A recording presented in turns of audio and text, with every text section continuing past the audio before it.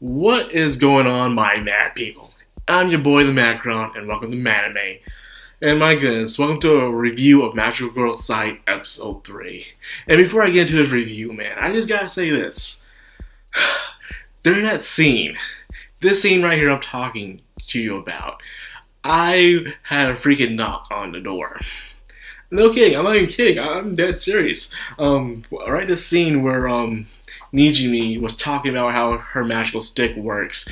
And I was seeing through my mind those memes that you see on the internet where it always has a lolly being etchy, then out of nowhere below that meme is the FBI coming in, breaking down the door, and catching the people who are watching that lolly being etchy every single time. Those memes crack me up. So however, I was thinking I was about to become that meme and not in a good way. I thought, oh dear God. I thought the FBI was knocking on my door like, I can explain! Nah, it was my sisters instead, but still they asked me, what you watching? I'm like, nothing. But it was just funny. It's one of those moments in life where it happens so conveniently, like it should be impossible. Something you see in an anime itself, where someone walks in at the wrong moment, but no, someone knocks the door in the wrong moment, and you think the FBI is about to crash through your door saying, I know your internet history. Oh shit. But yeah, I got nothing that much to be shameful about, I think. Anyways, without further ado, let's get on with that review. Okay, I have to say out this. Every season of anime, I always have a guilty pleasure anime. Fall of 2017 was Days of Wrath. Winter of 17/18 was Killing Bites. And now for spring of 2018, it has to be this, Magical Girl Site. And let's be honest, this show is not really that good. It keeps me entertained because I love my cruel sense of humor. But nonetheless, it's just, some of the characters are just terrible. And the main character is one of the things. Like I always say, and I always say this, for me to get out of a show is mainly when a main character is just completely terrible. Like, just bad, and I just don't want to get into the show anymore. Like, it completely ruined the show. In a way, Asagiri kind of ruins the show, but for very unbelievable character traits. Her personality just seems unreal, even for a Magical Girl anime. It's just unbelievable. You have this girl with so much misery and so much misfortune in her life, and now she has the power to fight back, but she doesn't fight back. In fact, she feels even more miserable, more sad and stuff. It's like, are you kidding me? Grow a backbone or spine or something. In shows, I've seen this tons of times in things outside of anime and manga where someone who's miserable gains the power and they want to do something. Even if it's not revenge, you at least play around with the power, test it out. This girl acts like she wants nothing to do with the power or nothing like that. It just seems so uninteresting. Like, why in the world would the writer do this? Make a girl have a power, but what's the point of her having the power if she doesn't even want to use it? She just wants to continue being, what, miserable? And that's just how I feel with Asagiri, especially the duo of the actors of Shioi. And Shioi, of course, is the girl of the last episode who's trying to kill them, and not only trying to kill them, but also killed God knows how many other magical girls throughout the show before the show even started. But however, despite what happened in the last episode, it turns out Shioi uses way too many Magical Girl sticks, which cause her life to be completely on the brink of death. According to the doctor in today's episode, her organs are so disoriented, it felt like he was treating an elderly patient. So pretty much using the sticks, or at least the amount of sticks she was using, causes her body to be completely destroyed, man. And it was just, ugh. But yet again, you have Asagiri feeling sorry for herself. Like, this is all her fault. It's like everything that happens to her, she just feels like it's her fault. Like, are you kidding me? If anything, you would be in a realistic situation, you'd be kind of like relieved or something, like, let's just get out of place. But instead, they're trying to revive her. I guess they're trying to understand more about the Tempest, which is understandable, but other than that, where you have complete sympathy over this person who's just trying to kill you and killed tons of other people before then, you're feeling sympathy for a mass murderer. Not even typical shonen main characters from Jump are this bad. Seriously, Naruto wouldn't do something like that. Not even Ichigo or Gon or anything. They would not try to be this sympathetic for a mass murderer. It's just unrealistic. I don't like it. This goes beyond even shonen standards, and I don't like it. And it just makes sure characters go off completely bad. But then again, the reason why I like it because of the guilty pleasure and of course magical girls. However, Yasumaru saves the day of being the character that everyone actually gives a crap about, especially with her backstory being leaked after Asagiri telling her what was her life like before. Apparently, her family was murdered. Oh yes, bring on that edge, baby. Her mommy was pregnant, and her daddy seemed to be a good person. So it seems like she caught the person that killed her family and is torturing them. I don't know if they're still alive or not. She probably killed them, like slow, painful death using the world. And now she got her revenge. So in a way, the stick, she uses it to her advantage. The way which is realistic. So Yasumaru is at least a realistic character compared to freaking Asagiri. And the reason why that makes people wish, why do Japanese writers do this? It's one of the biggest flaws I've noticed in Japanese writing when it comes to manga and light novels and anime. Is where they always have the main character so terrible. Even if it's for portraying, for you to portray yourself through the main character, even when it's not that, it is still terribly written. The point you make the character so sympathetic and pathetic, it's just, why?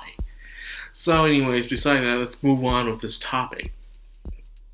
They have found the other magical girl, and her name is Nijimi, my actually favorite magical girl in the series.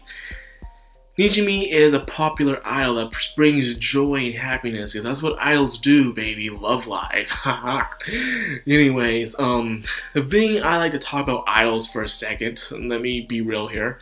In America, we have our singers where Beyonce brings in guys and girls who look up to him, and guys that think she's hot. You have rappers with boys and girls going there, they like their music, rapping. And you have boy bands, pretty boy bands, like there's Justin Bieber or Big Time Rush and stuff like that, where girls go see them because they think they're pretty boys, you know? Backstreet Boys, NSYNC, all those boy bands. Makes sense. So tell me why we go to an idol concert about little girls, you see them grown behind middle-aged men there. Men probably in their 25s and all the way up to their fucking 50s. In that place, that dome was surrounded by freaking grown-ass men. And I gotta say, what the fuck? Like, are you kidding me? Dude, I see one girl, and speaking of that, there's actually an Easter egg. For those of you who do not read the manga, there is an Easter egg. There's actually a spin-off to Magical Girl's site, where I talked about two other main characters, and one of them was just introduced into this manga, however. And as you can see right here, this is what they look like. So, however, none of the chapters have been translated to English, however, because let's face it, American translators are lazy as hell when it comes to translation. They're always have money compared to other people. That's a subject for another day. Let's talk about Nijimi. Nijimi is a very happy-go-lucky girl who just does spread her happy idol joy to everybody. However, she's also a magical girl. Her magical power is control. I kid you not, the scene right here that caused the door to not be knocking on my door, right here, is her underwear. That's right. So it makes a little sense in the opening now, where you see a pair of magical underwear. Her stick is her underwear that causes her to take control of people. It's like a demand. That's like a very OP power. So she can just say something, like tell you to do something. You have no choice but to do it. She is invincible. But however, all she really wants to do is make friends. She had her fans thanks to her underwear, probably even before then. But however that, she also wants to make some friends. Apparently she did have a friend. However, they were killed by, guess who? Shiui, the girl that's still alive but unconscious. Because the main characters are gullible, I guess. And however, Nijimi ain't gonna have that. Luckily for Nijimi, she not asked who the magical girl they're trying to help. I bet if they did, they would have no choice but to answer her, and things would have not ended very well for them. Like, my god, that would have been terrible. However, and also at the very end of the episode, we see the bully. That's right, the bully from episode 1, still alive. And guess what? She hasn't learned her lesson. Instead of backing out of fear or anything like that for I don't deal with these girls. Instead, she's out for revenge. and things are about to get worse. So another thing I like to point out these girls that is how sloppy they are with their work. Especially for you, Yasmori. I thought you were a cold-blooded killer. I thought you were going to kill this person. But no, the bully's still alive, and she's out, and she's going to do a rampage, I bet you. She's going to get her payback. It's going to cause us getting them the plans to be completely screwed over. So yes, that was episode 3, everybody. There were a lot of flaws. Many of the main characters and their actions, from being so merciful and not covering up their tracks.